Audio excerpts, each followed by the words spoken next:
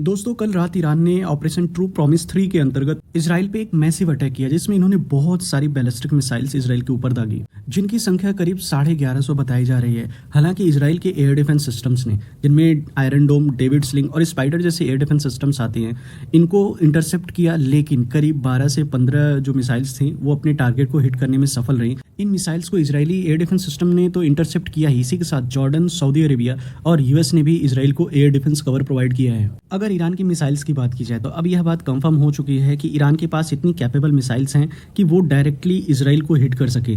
इसलिए इजराइल इतना कॉशियस था कि ईरान के पास अगर न्यूक्लियर वेपन आ जाएगा तो ये डायरेक्टली इजराइल के ऊपर न्यूक्लियर वॉरहेड को डिलीवर कर सकते हैं। ईरान ने इस अटैक में करमशाह, खैबर, फजर 3, फतह और इमाद जैसी मिसाइल्स का यूज किया। इन सारी मिसाइल्स की रेंज करीब 1000 से लेकर 2000 किलोमीटर तक है और इसमें से खैबर मिसाइल्स की रेंज 3000 से लेकर करीब 3500 किलोमीटर तक बताई जाती है। और रिसेंटली इजराइल ने एक मैप भी पोस्ट किया था जिसमें इन्होंने यह दिखाया था कि ईरान की मिसाइल्स कितनी लॉन्ग रेंज तक आती हैं। इसी के साथ यह एक सैचुरेशन अटैक था जिसकी वजह से इजराइल की जो एयर डिफेंस सिस्टम्स थी वह काफी हद तक सैचुरेट हो चुकी थी, जिसकी वजह से ईरान की कुछ मिसाइल्स अपने टारगेट को हिट करने में सफल रहीं।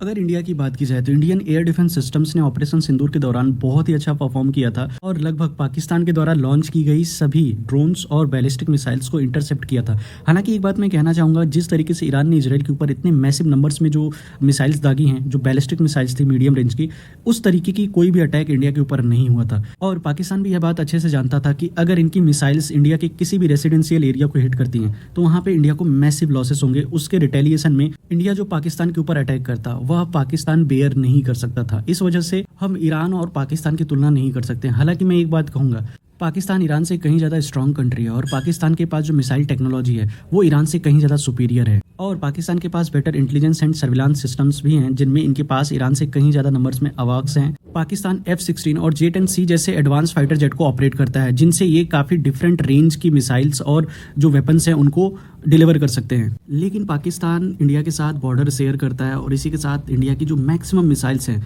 वो पाकिस्तान को ईजिली टारगेट कर सकती है। दोस्तों मैं यहाँ पे एक बात कहना चाहूँगा, देखो दुनिया का कोई भी air defence system 100% full proof नहीं होता है। Even S-400 air defence system भी यूक्रेन रसिया वॉर के टाइम पे सैचुरेट हो चुका है, डिस्ट्रॉय हो चुका है। इजराइल और इंडिया के एयर डिफेंस सिस्टम्स की बात की जाए तो दोनों ही कंट्रीज के पास अपनी प्रायोरिटी के हिसाब से one of the best air defence systems हैं, जहां पे इंडिया को अपनी बहुत लंबी चौड़ी टेरिटरीज को सेव करना है। वहीं पे इजराइल छोटा देश भले है पर इजराइल को अपने पड़ोसी देशों से और जो टेरर आउटफिट्स हैं उनसे कहीं ज्यादा खतरा है। इसके अलावा इजराइल इन अटैक्स का रिटेलिएशन जरूर करेगा और ऐसे अनुमान लगाए जा रहे हैं कि नेक्स्ट जो अटैक होगा वह इजराइल की नेवी करेगी।